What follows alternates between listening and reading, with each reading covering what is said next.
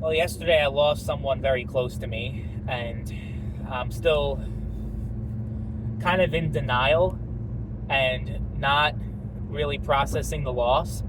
But I think as soon as I come home from work right now, I'm going to realize it because it's going to be the first time I come home and she isn't there. I'm talking about my dog, my little beagle. She was she was a great dog, and I am grateful for all the time I had with her. But I'm trying to like make videos and just do what I normally do and just keep on going, even though it's fucking hard and fucking sucks. I could have called out from work if I wanted to, but I decided not to. And it's just, like, because when my father died and when my grandfather died, they both died around the same time. I'm not even trying to say the dog is the same level as that, but I had a really hard time, and I pretty much shut myself down for like 2-3 years and didn't do shit with myself because I was so depressed. So I'm gonna try to keep going on, keep on moving, and just keep moving forward. So on that note, I'm going to discuss the topic of climate change, something that I still haven't made a video yet on this channel. I've talked about a number of issues: gun control, abortion are like the two most famous ones, I guess you could say, even though I'm a channel with 19 subscribers, so not very famous. But as far as like the most views and the most amount of videos that I've made have been in those subjects. But my election stuff though has really been kicking off. I mean, it's that election season, so the views, like whenever you're making a video about Trump versus Harris or whatever, that's when the most that's when you get the most amount of views. The same thing happened years ago on my political channel from 2016. Made plenty of Trump versus Hillary videos back then, gained a lot of traction. Then a lot of I got flagged down by a lot of different people. Like, I got attacked and my channel got taken down, sadly. Or actually, I deleted it myself because it was going to get taken down. Hopefully it doesn't happen to this one. That's honestly the main reason why my political content hasn't been as frequent in recent years as it had in years past, like 2015, 2016, 2017. Those were like the golden years of my political content on YouTube. But yeah, I did make videos back then on climate change, and I do still have a lot of them saved to my old laptop. I'm thinking maybe I'll like do a thing where I have like a throwback Thursday and I re-upload some of my old content, my old videos, because I do actually still have most of them. So it'd be interesting for you guys to see what my thoughts were almost a decade ago. I'll tell you my thoughts on climate change. I pretty much back then thought that it was like a full-fledged hoax and that there was nothing to it, and all the studies were just completely made up, essentially, and that it wasn't really a big deal and it wasn't really a thing.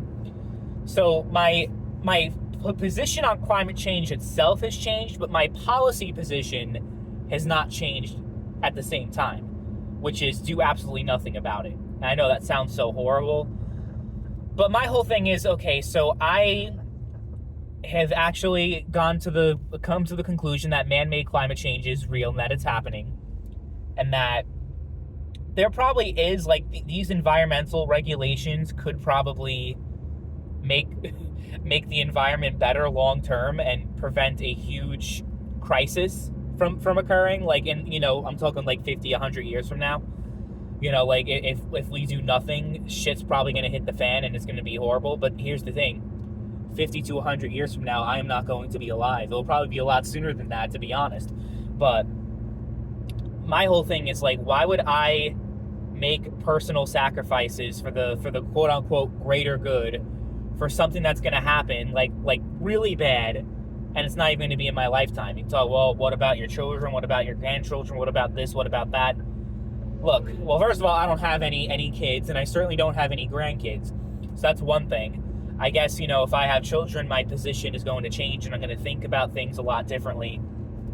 But even with a family, if I'm struggling to make ends meet, I can't see myself just willingly give in to these policies that they're proposing, the Green New Deal and all this other shit, that makes my life a lot harder. things more expensive because these technologies, like all these new, alternative sources of energy and these electric cars and all this other shit, it's gonna cost a lot more money for me to have these things, and it's gonna just like, and also like I do think a lot of these policies are not practical at the end of the day, especially states like California that have a huge energy crisis right now. The electric grid, like, they have blackouts, brownouts, so much fucking shit happening that places like California are saying, yeah, we want to ban gas-powered cars and go all electric. Like, how, like, logically speaking, how is the electric grid going to be able to handle electric cars? You're going to have, like, what I saw online not too long ago, where you had a Tesla station being powered by diesel. Now, I think that was, like, a power outage, so, it was kind of, like, blown out of proportion, but I'm sure a lot of you guys saw that, of a diesel fucking generator powering the Tesla charging station. But I think that might actually become a reality if you just say full across the board. I think, what is it, like 2035 or whatever it is?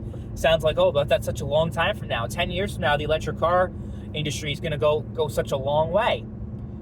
I would rather, though, if this technology is so much better, and if it truly is the best thing, then the market should decide that it is. And I know, like, there's a lot of times where free market economics just don't work.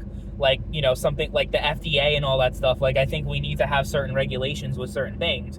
But just outright banning gas-powered cars, like, it's not good. It really isn't. And right now, electric cars are a lot more expensive, significantly so, a lot more than gas-powered cars are, on average. And also, the used Tesla market, used electric car market, like, it depreciates even more than a regular gas-powered car does. So until I see, like, to the point where it's like, okay, this shit is so much clearly the superior type of automobile, but for that to happen, you won't need these regulations in the first place, because people are going to decide that they want one. And it's kind of like, no one uses a fucking telegraph anymore, right? No one uses a rotary telephone. Like, stuff that just naturally, without regulation, becomes obsolete. Just let it happen. I know, like, the whole thing is to try to accelerate it to prevent climate change, or, to mitigate it even more. So it's like trying to accelerate what may inevitably happen in the future. Honestly, I just don't see it. Maybe I'm an old person for saying that, and I'm just so out of touch with technology and the way things are now, but I just don't see electric cars just completely getting rid of combustible, whatever the fuck they're called, gas-powered cars. I just don't see it. I really don't. So that's one thing. And then when you get into, like solar and wind-powered and all that other, like, the funny thing is that if you're talking about, like, the best form of energy that provides the most amount of it and is actually better for the environment, relatively speaking, that's nuclear energy, right? And obviously, like, if a leak happens or something like that, then it's not so good. So I understand why a lot of people are apprehensive against it. But if you really want to have a conversation, like, that is the best form of energy, like, objectively speaking, is nuclear. And then, the wind turbine, these so-called environmental activists talk about wind turbines, all the birds that get decapitated as a result of them, you know what I mean? Like, and then, banning plastic straws and banning plastic bags. Like, it's just a huge inconvenience for me. And that's not really necessarily about climate change. It's more about, just the birds and the animals that the plastic kills the fish and all that kind of shit. So that's not necessarily about climate change. And there's a fucking tractor. Why aren't you passing him? That you have so much fucking space to fucking pass this guy right now. You have a whole fucking road. I'd pass, but I can't see in front of me. And a car did just pass by. Okay, but you could still fucking pass him. Pass him. Oh my God. People in the country driving sometimes can be so fucking retarded. Like, it is really bad. Like, there's a lot of people, like, it could be like a 55 mile an hour fucking road, and people are just going like 35, 40 miles an hour, like going do, because they want to take the scenic route because there's a lot of mountains, there's a lot of other shit going on. And they're like, oh, I just want to take in the view, like, oh, those mountains right next to me on the side, you can't see them. They look so beautiful. They look great.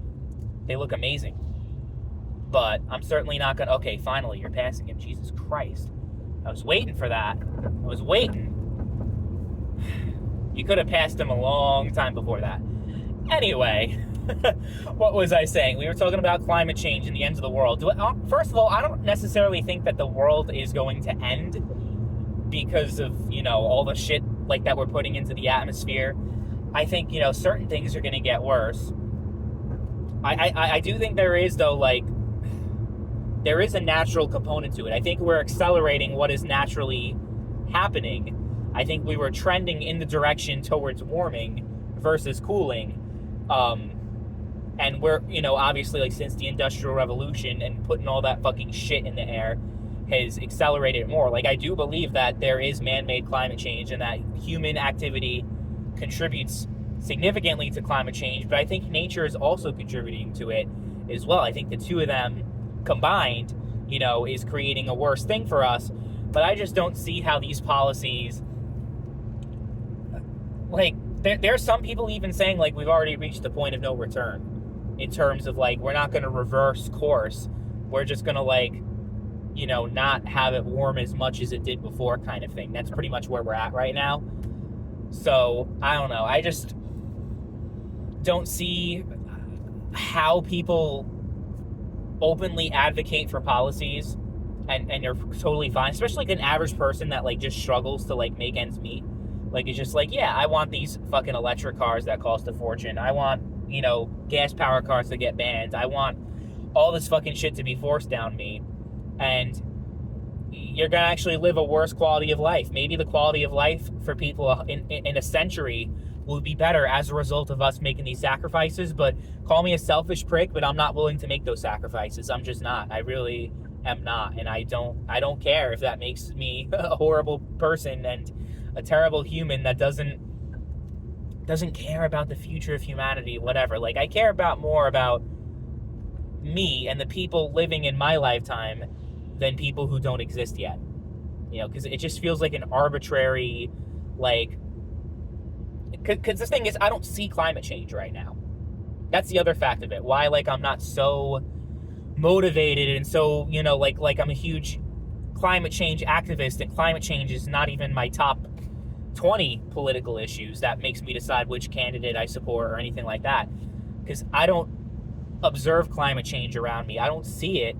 This summer has been pretty warm, but not warmer than any other summer that's been in my lifetime, even though I see stories about hottest day on record in this place and that place. There was a meteorologist that, on a Facebook post, and it got a lot of people angry because it kind of defeated their whole narrative about, like, it's just getting hotter and hotter and hotter, which on average it is, but like he showed, like, a map of, like, each state and the hottest day on record in each and every state in the United States. And the vast majority of the hottest days on record in a lot of these states, there were some of them that happened in the past 5 years, but most of them it said, like, 1930, 1920, 1950, 1960.